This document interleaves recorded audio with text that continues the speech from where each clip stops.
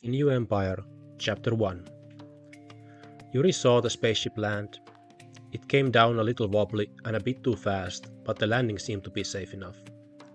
From where his camp was in the jungle, it would take a bit of walking to reach the ship, so Yuri gathered his equipment fast. He took his rifle and a few extra bullets, strapped on the chest piece and the shoulder parts of the Imperial armor he had managed to get his hands on, filled his water bottle and stuffed a tin of biscuits into his pocket in case the salvaging would take long and he would get peckish.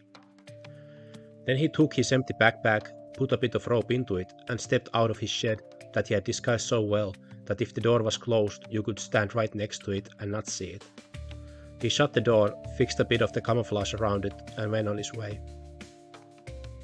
Yuri knew that technically jungle wasn't the correct term for the forest that covered large parts of this planet, and any biologist would probably scoff with irritation when the lay people referred to it in such a boorish way. But familiar words stuck with humanity whenever the colonization had spread, even if the people born here had never seen an actual jungle in their lives. It was often hot and humid, the trees grew tall, and in many instances walking through it was almost a complete impossibility, and the forest floor was covered in small critters and big insects, each devouring one another in a glorious natural cruelty. Yuri had found himself as part of that cycle, setting traps for the creatures that he could eat or sell their pelts or hard shells to the merchants of the cities. The jungle was full of resources, both natural and man-made, and this wasn't the first time that spaceships would crash into its endless green sea, and Yuri could take his time and cut their insides, keeping for himself whatever he fancied and selling the rest of it to the junk traders. Even almost complete garbage would have value to the many poor villages who would find uses for it in the most ingenious ways. Parts of the engine could be hooked up to a battery and so provide the central heating to an otherwise primitive bungalow, and the communication equipment could be modified to capture the entertainment channels of the capital city. It was hard work, but the jungle provided for Yuri as long as he wasn't stupid enough to end his days on the many perils it contained. But it was a relationship that both parties respected, so Yuri couldn't complain. He walked with a brisk pace, watching where he stepped in an experienced manner. Once a flying bug that was the size of a saucer buzzed towards his face, intrigued by the heat and the smell of sweat that radiated from Yuri towards its delicate senses, but without stopping, Yuri just punched the pest out of the air with full force, and he heard the comical squeak of the abused insect as it hit a nearby tree. After about half an hour, Yuri knew that he was getting close, and he took a swig of water, cocked his rifle, and readied himself for the possible trouble that he could have from the passengers of the ship if they were still around. Carefully Yuri peeked from the midst of the trees. It wasn't much of a ship, but more of an escape pod, which still wasn't a bad catch. It was in cruddy shape, which seemed to explain the troubled landing and why the whole thing was a bit on its side. Yuri could hear a metallic thumping coming from it. The door was only ajar, and not completely open, and apparently the passenger, the pod was so small that Yuri was almost positive that there was only room for one person, was still inside, trying to get out. He heard muffled swearing, and with each loud bang the door opened a bit more. Diligently the passenger did his best and he was succeeding, but every now and then the person needed to take a break, and Yuri could hear his panting. Finally the door gave in, and a young man in his late 20s fell out of the pod on his knees, since he apparently had been shoulder checking the door. His face was pouring sweat, and he stayed on the ground for a while, trying to catch his breath. The man had black temple ropes and a ceremonial sword strapped on his belt. In no way did he look like he was equipped to be in a place like this, and was bound to have tough times ahead of him. Yuri decided to make his presence known, since he didn't feel like the guy would be dangerous. "Well now, I'm pretty sure that the ticket you bought wasn't supposed to bring you into this hellhole," he said while he stepped out of his hiding place, and the young monk lifted his head alarmed and looked at Yuri with an ice-cold gaze. Before Yuri could say anything else, he suddenly felt like his head was going to split and his limbs were starting to become numb, but Yuri instantly knew what was going on. He sprinted towards the monk and kicked him in the midsection with great strength, and as the air left the monk's lungs, the disturbing sensations Yuri had felt disappeared immediately. "Psionic bastard, so that's what they teach you at the temples," Yuri shouted, and out of irritation kicked the wheezing monk twice more, who now could do nothing to protect himself. "Not the smartest move you could have pulled, no sir. There's more to come if that nonsense continues, you hear?" Yuri said as he started to tie his assailant hands, who now was gagging and puking from the kick. Crumbling, Yuri went inside the escape pod to see how much of it he could use or sell. It was an old model and the engine had seen better days. it was no wonder that the boat had struggled with landing. The computers in these things were programmed to steer automatically towards the population centers as much as possible, but either it was malfunctioning too, or there just wasn't enough power for a longer trip, so the boat had decided just to land anywhere possible. Or maybe the steering mechanism was at fault. Whatever it was, ending up in the middle of the wilderness like this obviously was a death sentence. The amount of equipment and know-how needed to make your way from here to a city was substantial, and one glance of that jerk of a passenger was enough to tell that he had none of it. Yuri peeked out from the pod every now and then to check how the idiot was doing. He had stopped puking and was a sweaty mess sitting there, arms and legs tired, spit lines hanging from his chin. But despite his obvious exhaustion, the monk's eyes were still attentive, and Yuri knew that the young lad was watching his every move. Yuri would have given the monk some water right from the start, but he was still irked about the sudden assault he had withstood. The monk would be dehydrated for all he cared, at least the man would be easier to handle if he was weak.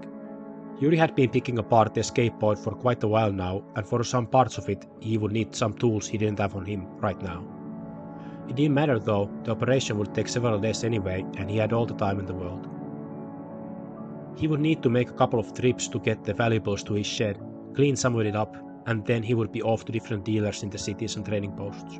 This process would take weeks since nothing was close, and Yuri knew that some places accepted different items than others, or at least they offered better or worse prices. Yuri didn't mind the walking, so often he would carry the same junk all across the region just for a few credits more. He was happy with what the port could offer him, and even an old clunker like this would be a horn of plenty for his meager needs, but the monk posed a problem. Often the passengers in faulty landings were dead on arrival, and Yuri had needed to take the bodies out and carry them further away from the crash site, then clean up the messes they had left, so that he could work without fear of contamination, or finding the ship full of insects or predatory animals feeding on the carcasses when he came back. It often wasn't too bad, since he could just take out the pieces of floor, wall or furniture where the bodies had been and toss them out. A couple of times there had been people still clinging to life, but so badly hurt that there was no way they could make it, so Yuri had delivered the coup de grace. He didn't quite know what would have been the right etiquette in these situations. Bodies would just be meat to him, and he had no problem just dumping them into whatever hole he could find and call it a day, not bothering himself with digging a grave of any sorts.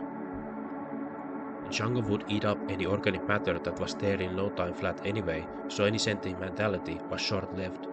Here the crushing power of life overwhelmed over death. Its endless hunger was crawling on and devouring anything dying and decaying almost instantly, growing stronger on those who could no longer keep up in the race, and through every death, life gained ever more vigor and vibrancy that could be seen and sensed in all its intensity, in all the facets of the jungle, through its sights, sounds and smells. The collective entity absorbed the weak, and through this cycle even you could be assimilated into its endless splendor. Still, nobody asked you if you wanted to be a part of it or not. Watching someone struggle for breath and spew blood under the rubble of the destroyed spaceship was heart-wrenching. In witnessing the last agonies of these victims of bad fortune, Yuri always wondered if he should say something, that he was sorry and it would be over soon before he did what had to be done, or maybe utter a prayer before or after. But he knew few holy words, and they felt flimsy when somebody was facing the immediate abyss, so after he became completely sure that nothing could be done, he only aimed at the swift end, and he struck like an assassin of the night, without warning and without the poor bastard suspecting a thing. To an outsider, it most definitely would have looked like cold-blooded murder, and a sick one at that, first pretending to help and then snatching the fleeting life with extreme prejudice. But what else there was to do? Tell that the jig was up, and while the other falls into complete despair, prepare for the final strike as he or she watches and panics and bleeds. That wasn't good for anybody. Probably the worst experience in Yuri's life was once finding a child in this situation, a small girl of 9 or 10, her parents dead and she bleeding profusely. He couldn't bring himself to do it, no matter how right it could have been, so he just held her hand as she cried and begged for the pain to stop. When it was all over and the strength in her grip waned away, Yuri prayed genuinely for the first time in his life. He didn't know to whom or to what or even what about, but the sheer suffering and tragedy of the moment was just too much to bear. Through his prayer, he had grasped and reached into the vast nothingness, the echo of his agony expanding into quiet infinite without ever hitting anything, only underlining the loneliness and meaninglessness of the human experience. This time Yuri took great care in burying her. He dug a grave and placed the floor panels where her blood was on top of it, the blood side down, and he made a small totem of sorts as a gravestone. He would have wanted so much for that totem to have some sort of meaning, have it contain mystical power that would prove to the world that she had once existed, and that would serve as a link for her to the great beyond from this awful and sad world, but he didn't know how to do it, or if any such thing was even possible. The incident came up to his mind from time to time, and on the practical level he was ashamed of his weakness in not being able to shorten her misery, and in the greater sense he didn't know what to think, only that the feelings around his unformed thoughts were thick and oppressing and cruel. Thankfully it always wasn't like that.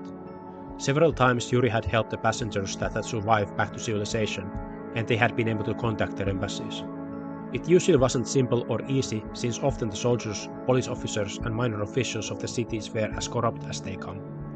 Once Yuri had helped someone to a military checkpoint that was nearby, and soldiers had just robbed the poor guy, and even were going to push him into the lines of a forced labor unit, an absolute death sentence. Yuri had managed to save the man once he had heard the shouting and had gone back to see what was going on. He had dashed into the middle of it and beaten the 3 soldiers senseless. Then he and the guy he had now saved twice ran back to the jungle. After that, Yuri didn't leave the people he was escorting before they entered the doors of their embassies. Now, in the present moment, Yuri went to the monk who was glaring at him from the ground, took out his canteen, took a swig himself, and then poured a bunch of it on the monk's head and face, then let him drink from it as he held it.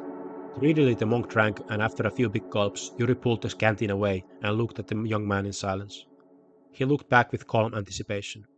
This is a spirited one, Yuri thought to himself, and a devious one. He cleared his throat. So, you have anything to say after the stunt you pulled? I'm not here to rob you or sell you to slavery. I take from these clunkers what I can. Yuri knocked the board with his knuckles, and if there are passengers still alive, I've helped them back to civilization. You're not the first and most definitely won't be the last. In this jungle you won't survive without professional help, that's a fact. I'll have to visit the cities anyway, so haven't minded going slower with amateurs hanging on my coattails. It's no skin off my back. There was a short silence, and the monk was clearly waiting for the but part of Yuri's speech. It wasn't exactly like that. Yuri wasn't expecting any payment, but now he felt that he needed to explain that too. If you try anything like that nonsense again, I'll give you a hiding of your life and leave you where you stand. I'm your only ticket out of here, so play nice. Are we clear? The monk was clearly not believing that anybody would do such things out of common decency or kindness of their hearts. I saw a man in ragtag imperial armor walking towards me with a rifle in his hand. How do you expect I would react? What do you think bandits look like? On top of that, I'm woozy from the heat and thirst and the impact. My faculties aren't as clear as they could be, the monk said in a down-to-earth tone. Yuri couldn't argue against these statements. The monk looked around into the vast jungle that spread around him as far as the eye could see. So where the hell am I? How far is Anakent? Now Yuri frowned. This was becoming really shady. You were supposed to go to Anakent? Why? The monk was tormented by some flying bugs, and he tried his best to fend them off with his arms tied behind his back.